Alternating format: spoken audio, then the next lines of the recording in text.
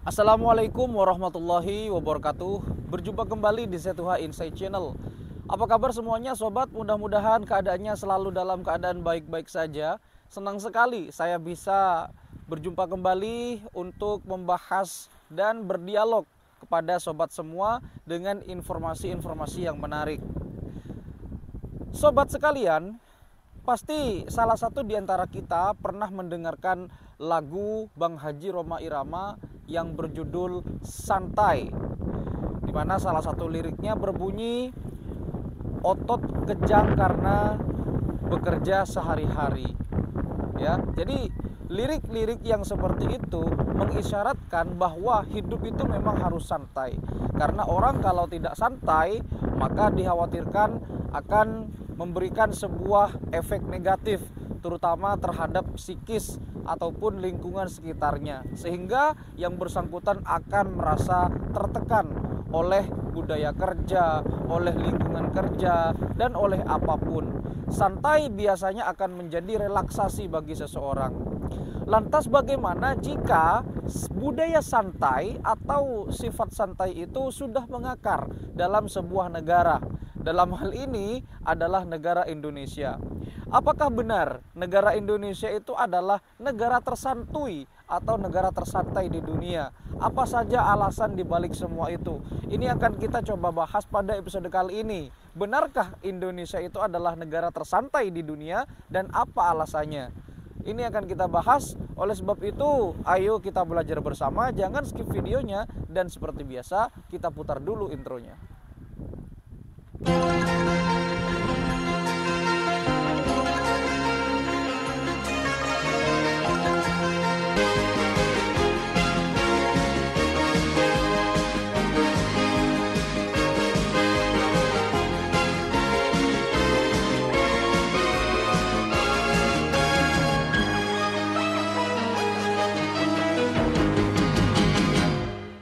Apa yang disebut dengan santai atau dalam bahasa kekinian disebut dengan santuy? Ya, santai adalah sebuah keadaan di mana Anda melakukan sebuah relaksasi terhadap rutinitas Anda atau aktivitas keseharian Anda. Entah itu pekerjaan, kemudian karir, urusan percintaan, urusan jodoh, rumah tangga, dan seterusnya. Karena kalau Anda tidak santai, dikhawatirkan maka pikiran Anda akan menimbulkan sebuah pemikiran yang berjangka panjang yang disebut dengan pikiran negatif atau selalu negative thinking. Jadi kalau Anda tidak santai, maka kehidupan yang Anda jalani dikhawatirkan akan menimbulkan sebuah kegelisahan. Tentunya kegelisahan ini bisa berujung kepada stres bahkan depresi. Maka dalam hal ini sifat santai atau keadaan santai sangat dianjurkan. Salah satu contohnya adalah ketika Anda bekerja, kemudian pekerjaannya terlalu mendesak Anda, itu kan setidaknya membuat pikiran kita menjadi terfokus kepada pekerjaan itu saja. Padahal banyak hal-hal yang bisa dilakukan selain bekerja. Contohnya bersantai bersama keluarga, menikmati liburan, kemudian ngobrol bersama teman, dan seterusnya. Ya, jadi pemikiran-pemikiran santai itu memang sangat berdampak positif terhadap keadaan fisik kita maupun psikis kita. Justru kalau kita tidak santai, maka dikhawatirkan kita terlalu serius. Ketika kita terlalu serius, maka segala sesuatu yang terjadi selalu dianggap serius, tidak dianggap santai. Itulah yang disebut dengan santai secara perspektif umum ya. Tetapi apa jadinya jika sifat santai itu sudah mengakar di sebuah negara atau katakanlah warga negaranya santai semua? Apa yang akan terjadi kira-kira? Apakah negara tersebut tidak akan menjadi negara yang serius? Atau mungkin negara tersebut akan menjadi negara yang adem ayem karena warga negaranya sudah santai semua? Nah, ada yang mengatakan bahwa Indonesia, negara tercinta kita, adalah negara tersantai atau negara tersantuy. Kenapa ini bisa terjadi dan apa alasannya di balik semua itu? Mari kita coba sedikit menelaah tentang kondisi-kondisi yang ada di masyarakat kita, khususnya atau pada umumnya adalah negara Indonesia. Untuk menjawab hal ini, mari kita telusuri dari pertama ya, segi pertama atau faktor pertama adalah faktor geografis. Ya, di mana faktor geografis Indonesia itu adalah negara yang terletak di Asia Tenggara. Jadi orang Asia Tenggara itu memang pertama kondisi geografis nanti akan mempengaruhi beberapa faktor yang lain. Tetapi faktor yang utama kenapa orang Indonesia bisa sangat santai, karena yang pertama adalah faktor geografis. Pertama, kita mengetahui bahwa dulu Indonesia itu menjadi primadona bagi bangsa-bangsa Eropa atau bangsa-bangsa penjajah. Sebut saja bangsa Portugis, bangsa Inggris, Spanyol, bahkan sampai bangsa yang terlama menjajah kita yaitu bangsa Belanda untuk menjajah dan mengeksploitasi kondisi-kondisi yang ada di Indonesia dalam tanda kutip adalah hasil alamnya. Karena kondisi geografis sangat mempengaruhi faktor iklim, kemudian faktor iklim juga mempengaruhi faktor sumber daya alam yang ada di Indonesia. Apa hubungannya dengan kesantaian orang Indonesia? Jadi ketika sumber daya melimpah, maka orang Indonesia tentu akan santai. Kenapa? Karena jika misalkan saat ini orang panen semangka, maka ketika orang yang panen semangka itu tidak kebagian semangka yang lain, maka dia akan berpikir, santai sajalah. Mungkin musim ini saya tidak kebagian, siapa tahu musim depan bisa lebih banyak. Karena memang sudah tersedia banyak. Sehingga orang Indonesia pada masa dulu sampai sekarang ya santai saja, toh tidak akan kehabisan. Karena memang faktor geografis itu mempengaruhi faktor iklim. Kemudian faktor iklim juga mempengaruhi faktor ketersediaan sumber daya alam yang ada di Indonesia. Banyak sekali ya sumber daya alam di Indonesia itu sangat subur. Semua ada di Indonesia. Everything is available in Indonesia. Semuanya ada di Indonesia ini. Mulai dari salju abadi itu ada di Indonesia. Blue Fire ada di Indonesia. Pantai-pantainya juga sangat bagus. Ada Pantai Kute, kemudian di Lombok dan seterusnya. Banyak, apalagi yang tidak ada di Indonesia. Hanya saja karena kesantaian orang Indonesia, maka semuanya menjadi tidak terurus sebagaimana mestinya. Ya, jadi itu faktor yang pertama. Jadi faktor geografis sangat menentukan. Kemudian yang berikutnya adalah faktor cuaca atau faktor iklim. Ya, kalau tadi kondisi geografis itu mempengaruhi faktor iklim, kemudian juga mempengaruhi sumber daya alam karena ini berhubungan dengan iklim yang ada di Indonesia. Maka yang nomor dua adalah orang Indonesia itu kan iklimnya iklim tropis. Ini juga mempengaruhi terhadap pola pikir dan pola perilaku yang ada pada masyarakatnya. Ya, tidak hanya di Indonesia, kita melihat iklim-iklim tropis yang ada di dunia seperti Brasil, kemudian Hawaii, Jamaika. Di seluruh iklim tropis atau negara beriklim tropis itu hampir ya, karena mereka hangat. Iklim tropis itu kan hangat. Jadi kehangatan itulah yang membuat kenyamanan beristirahat. Ya, jadi tidak terlalu panas ya, tetapi hangat. Anda kalau minum minuman hangat ataupun anget-anget kuku itu kan enak ya, rasanya tuh pengen gimana gitu, pengen rebahan saja gitu. Makanya disebut dengan kaum rebahan atau kaum santuy. Jadi setiap negara tropis itu pasti hangat, dan kehangatan itulah yang membuat rasa nyaman, rileks untuk bersantai alias untuk beristirahat. Itu berbeda dengan kebanyakan negara yang beriklim dingin seperti di Eropa. Ya, di Amerika itu kan rata-rata beriklim dingin, sehingga ketika mereka dingin ya, mereka secara tidak langsung maka harus beraktivitas secara terus-menerus. Untuk apa? Untuk menghangatkan badan mereka. Jadi ketika mereka dingin ya otomatis mereka akan dikhawatirkan tidak melakukan aktivitas apapun. Ketika mereka tidak melakukan aktivitas apapun, maka darahnya bisa jadi beku. Kemudian otot-otot dan saraf-sarafnya juga akan ikut dingin.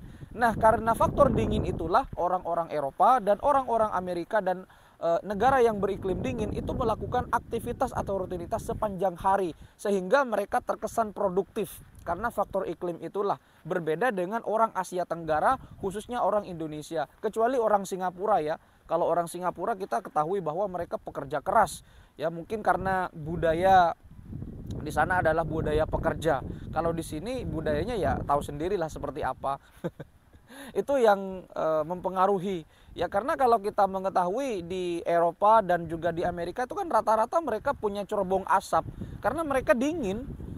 Ya, cerobong asap itu fungsinya kan untuk menghangatkan ruangan. Berbeda dengan orang Indonesia, hangat, banyak yang ber-AC.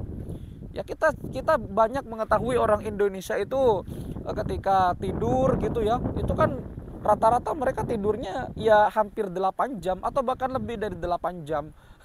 Ada tidur siang, tidur pagi, tidur sore, tidur malam, dan tidur-tidur yang lain.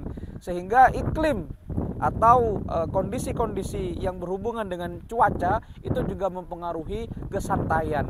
Ya bayangkan saja Anda hangat gitu, itu kan enak untuk beristirahat, untuk belajar juga enak. Berbeda dengan iklim yang dingin. Ya itu yang nomor 2. Yang nomor 3 adalah tentang mindset waktu. Kenapa orang Indonesia santai? Karena mindset waktunya keliru. Kalau di Inggris ataupun di Eropa dan di Amerika, kita mengenal kata orang barat ya, time is money, waktu adalah uang. Artinya kalau kita mendengar falsafah atau mindset tentang waktu versi orang barat, maka seolah-olah tiada waktu tanpa uang. Artinya setiap waktu yang kita habiskan itu sebetulnya berjalan lurus dengan uang yang kita hasilkan. Kalau Anda tidak ingin waktunya terbuang dengan sia-sia, maka Anda harus memanfaatkan waktu. Karena setiap waktu yang Anda hasilkan, setiap waktu yang Anda lalui adalah uang yang bisa Anda dapatkan. Jadi waktu tidak bisa diputar. Berbeda dengan orang Indonesia, janjian pukul 9, mungkin datangnya jam 10. Jam 10 janjian, jam 10 masih on the way. Ujung-ujungnya nanti jam 11, bahkan tidak jadi. Itu adalah tentang waktu ya. Perspektif orang barat, waktu itu adalah uang. Time is money. Kemudian ketika versi orang Arab berbeda lagi. Falsafah atau mindset waktu menurut orang Arab adalah laksana pedang. Kalau kita tidak bisa memanfaatkannya, maka pedang itu yang akan menghunusmu. Al-waqtu kasyaif illam taqta'hu qata'akah. Waktu itu seperti pedang. Ketika kita tidak bisa memanfaatkannya, maka kamu akan dihunus oleh pedangmu sendiri. Artinya ketika kita tidak memanfaatkan waktu sebaik mungkin, maka kita akan dibunuh oleh waktu itu. Ya kalau kita ketahui di Arab itu kan beriklim gurun, sehingga mereka selalu berupaya bagaimana caranya untuk selalu beraktivitas terhadap iklim gurun yang sangat menentang itu. Jadi apakah orang Indonesia punya mindset tentang waktu?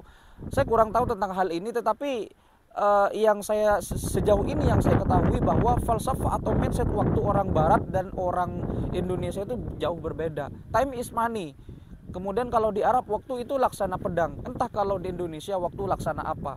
Karena banyak sekali orang-orang yang santuy ketika mereka berhadapan dengan waktu. Interview besok jam 7 ya. Jadi ya pasti akan telat walaupun 5 menit. Itu berbeda dengan Jepang gitu ya, yang sangat menghargai waktu, atau transportasi umum yang sangat menghargai waktu di sana.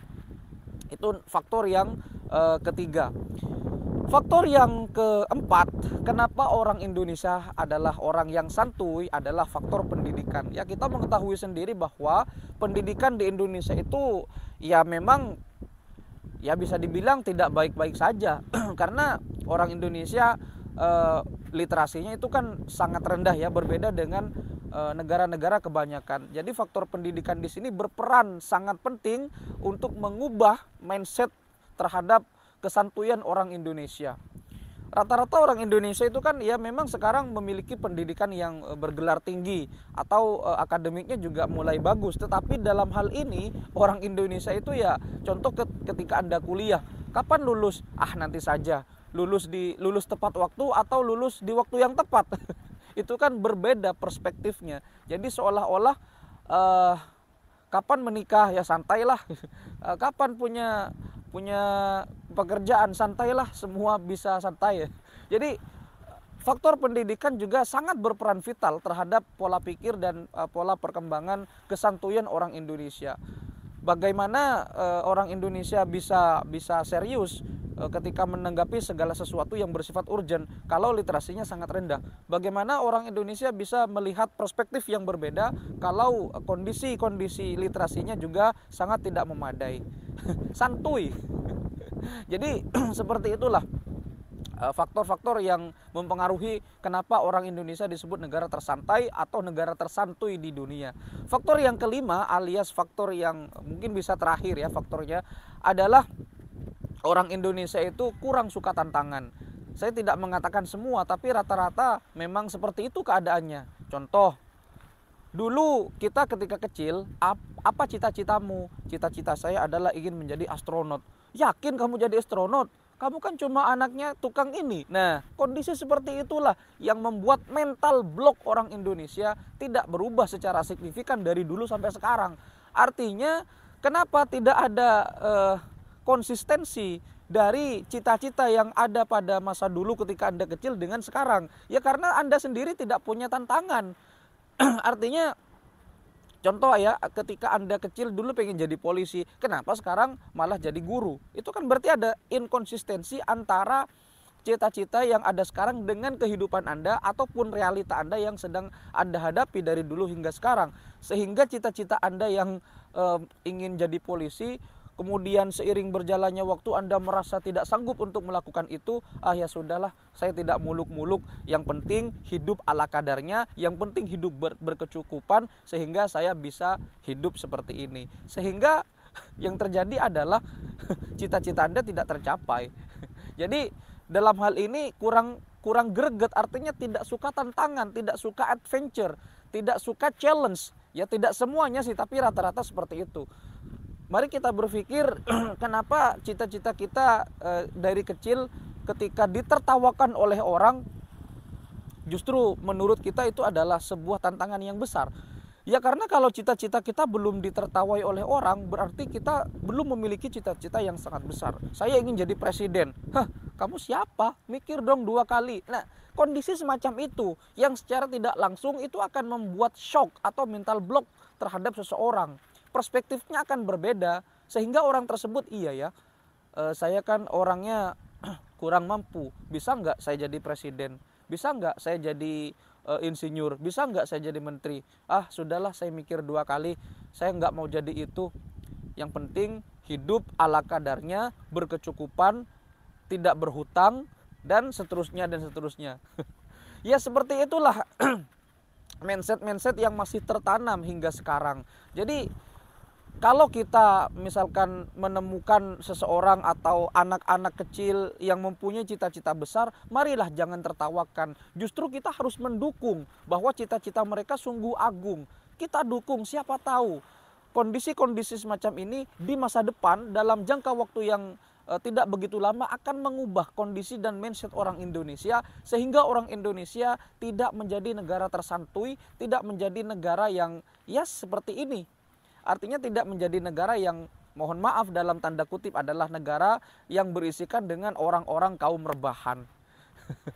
Ya kita mengetahui sendiri ya kalau dari segi postur tubuh orang Indonesia kan tidak terlalu tinggi dan juga tidak terlalu pendek. Tetapi banyak perutnya buncit. Kenapa? Ya karena orang Indonesia malas untuk beraktivitas. Ketika sudah makan ya mereka ya sudah tidak melakukan aktivitas fisik. Sehingga mohon maaf banyak tubuhnya yang buncit.